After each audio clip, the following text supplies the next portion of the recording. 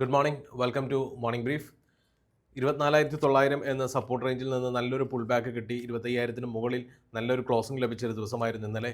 ഇന്ന് അതിൻ്റെ ഒരു കണ്ടിന്യൂഷൻ ആയിരിക്കും ചിലപ്പോൾ നമുക്ക് ലഭിക്കുക. അതാണ് ഗ്ലോബൽ മാർക്കറ്റുകളെല്ലാം നമുക്ക് നൽകുന്ന സൂചന. ഇന്ന് യൂറോപ്യൻ മാർക്കറ്റിലേക്ക് നോക്കുകയാണെങ്കിൽ യൂറോപ്യൻ മാർക്കറ്റ് കഴിഞ്ഞ ദിവസം ഓൾമോസ്റ്റ് ഒരു ഫ്ലാറ്റ് ടു പോസിറ്റീവ് നോട്ടിലാണ് അവസാനിച്ചത്.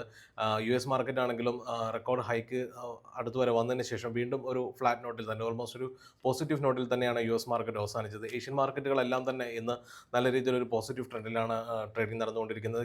നിഫ്റ്റി ഏകദേശം 95 പോയിൻറ്റിൻ്റെ അപ്സൈഡോടുകൂടി തന്നെയാണ് ഇപ്പോൾ വ്യാപാരം നടക്കുന്നത്. അപ്പോൾ ഇതെല്ലാം സൂചിപ്പിക്കുന്നത് മാർക്കറ്റിലൊരു പോസിറ്റീവ് സെൻറ്റിമെൻറ്റ്സിന് സാധ്യതയുണ്ട്, ഇന്നും സാധ്യതയുണ്ട് എന്നുള്ളതാണ്.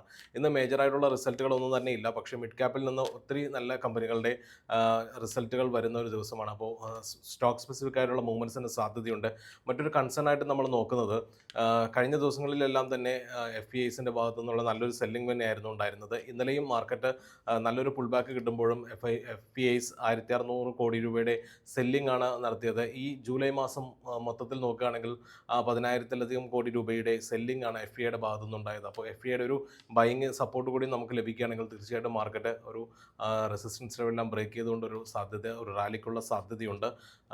അപ്പോൾ അതെല്ലാം മുൻനിർത്തിക്കൊണ്ട് സ്റ്റോക്ക് സ്പെസിഫിക് ആയിട്ടുള്ള റിസൾട്ടുകൾ വാച്ച് ചെയ്തുകൊണ്ട് ട്രേഡുകൾ തുടരുക. Thank you so much.